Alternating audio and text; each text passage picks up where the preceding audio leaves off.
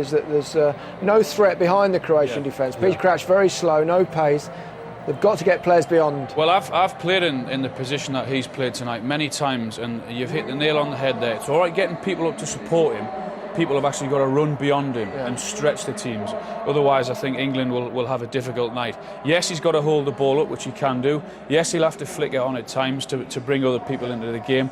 But another big onus is on Gerrard, is on Lampard, is on Sean Wright. Otherwise, Croatia know there's no threat behind them. They can play very high. Squeeze it in. The only thing against that is the state of the pitch. Like, it's very, very difficult to play in behind and keep it in that area because he's going to skid away from you.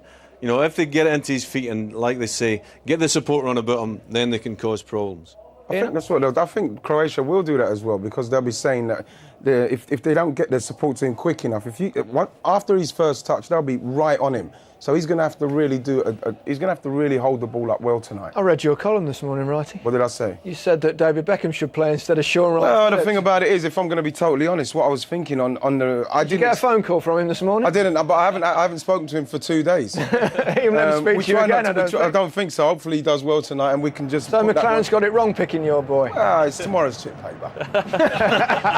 You know, and hopefully he won't have read it, because I told him... Whatever happened to nepotism? Never read the papers on the day of a game, and I'm hoping he didn't. The thing about it is that we're thinking we've got a 6'9" striker.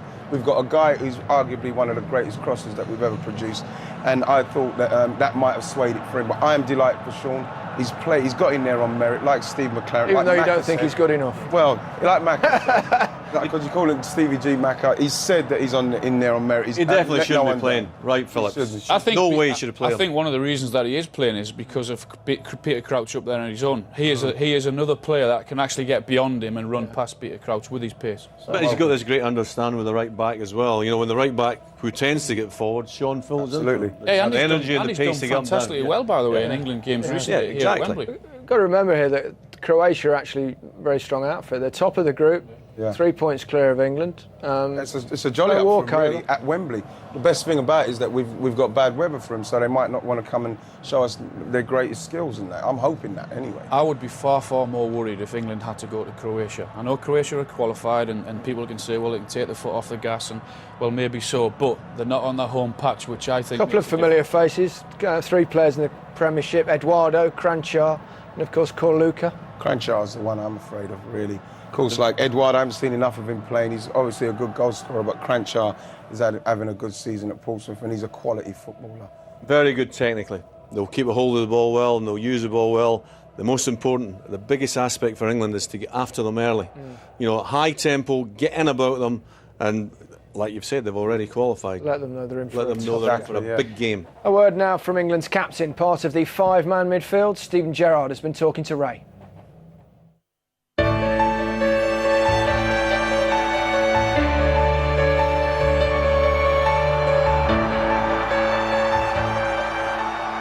In Moscow, we were discussing a chance that just went wide. Gloom and doom on the night, and now what a difference in mood. Yeah, of course. I mean, from the after the Russia game, the mood, and it's been difficult being an England player.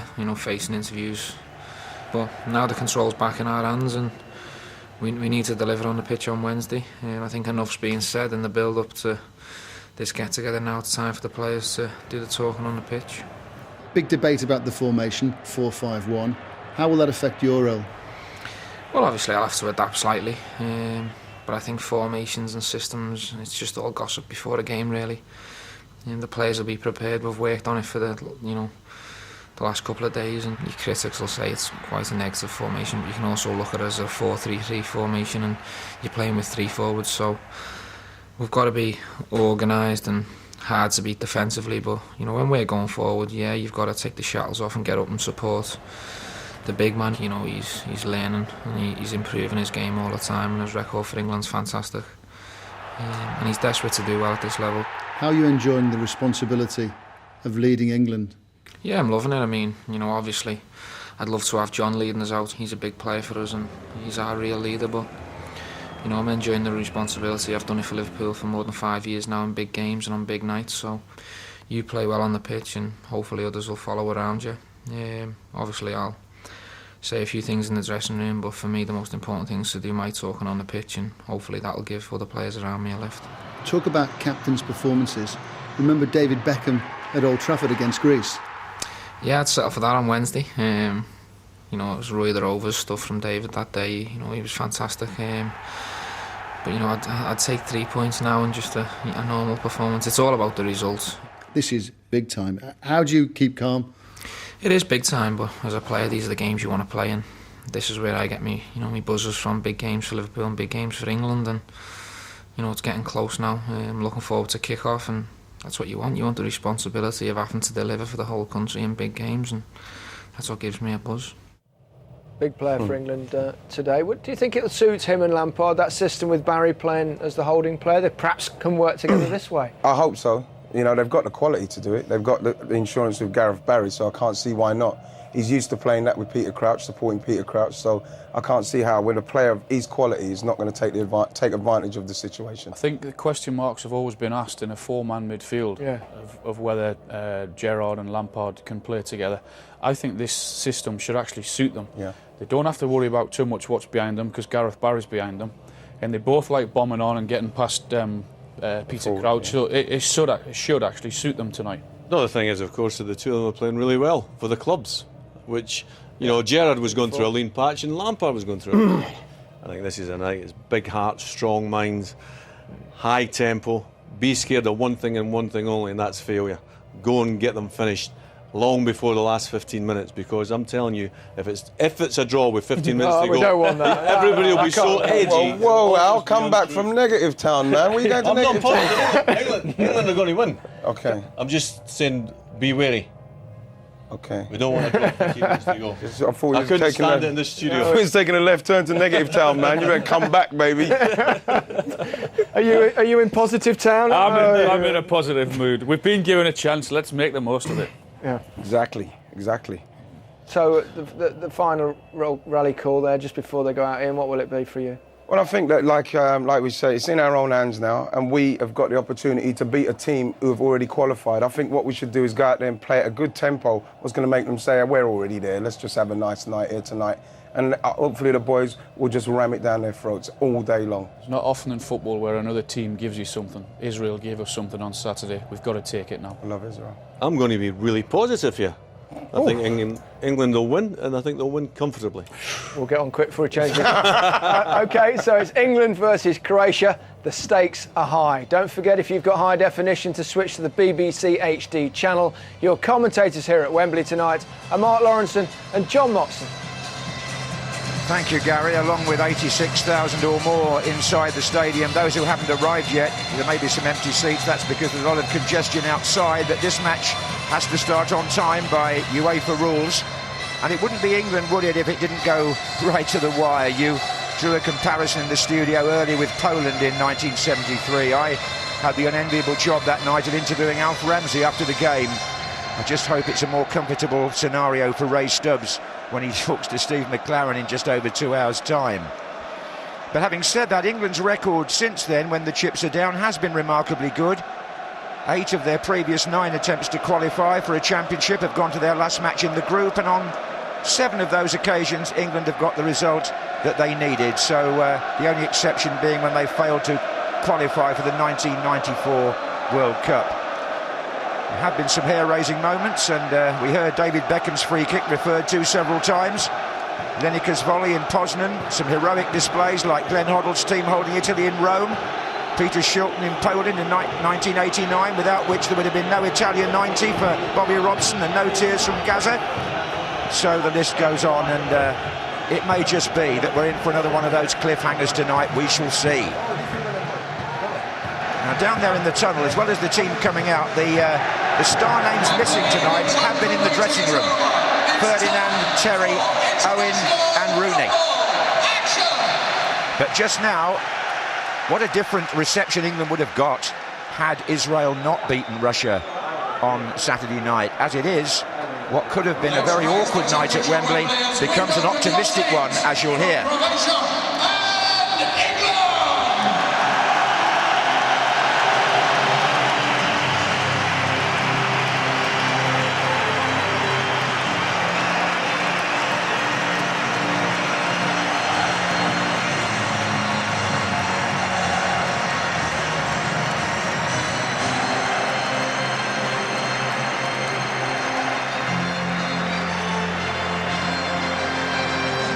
mascots in front there. One of them, sponsors nationwide, have found a lad from Buckinghamshire, Findlay Fulford, whose grandfather played for England 90 years ago. There's a bit of history attached to that lineup. But here come the officials. His Royal Highness Prince William, the President of the Football Association, being accompanied by Jeff Thompson, the FA Chairman, along with the other officers from the two football associations. And they need their umbrellas because it's absolutely teeming here. National anthems to be sung by Tony Henry.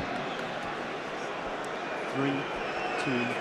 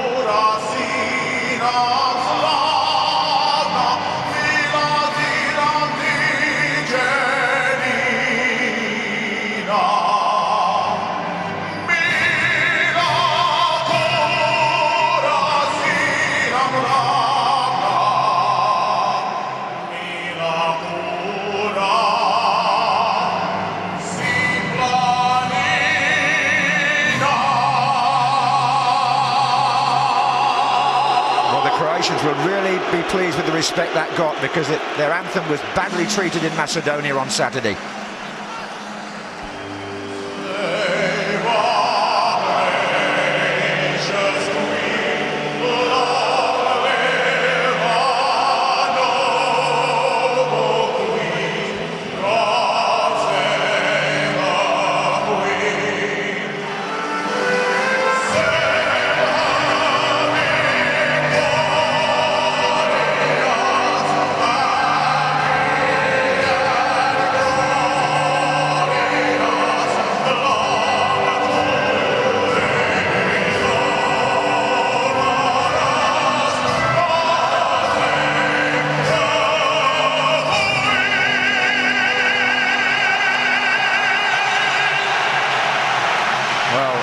The conditions there you can see for yourselves, and as the officials come out to meet the teams, Mark Lawrence, and the first question I'm going to put to you tonight is about the pitch, because Slaven Bilic was, well, to say the least, critical about it last night, and Steve McLaren's staff are none too pleased with it either, I can tell you. Well, I think, John, you've got to go back some 3.5 weeks to the game of American football that was played on here. I think that was experimental. I don't think it will ever be done again, certainly not in the month of October because of the weather we get in this country.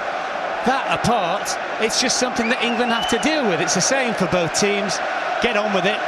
You can always go on about the pitch later on. Don't forget the last pitch they played on a major international game was actually a plastic pitch.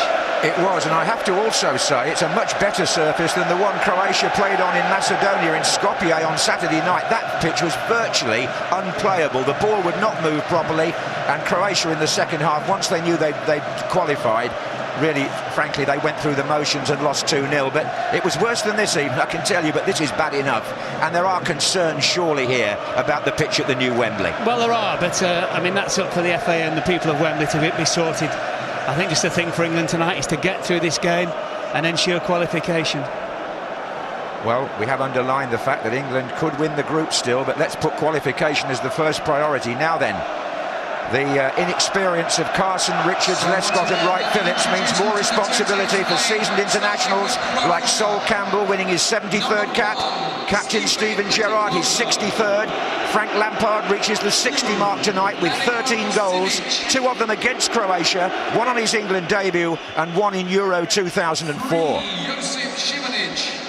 3 Premier League regulars, as Gary said, in the Croatia starting lineup. Right back Vedran Čorluka, part of the Eriksson revival at Manchester City. On the left side of midfield, Nico Kranjčar of Portsmouth. And from the leaders Arsenal, number 22, Eduardo da Silva, Brazilian-born, but scorer of 10 goals in the qualifiers, including the first against England in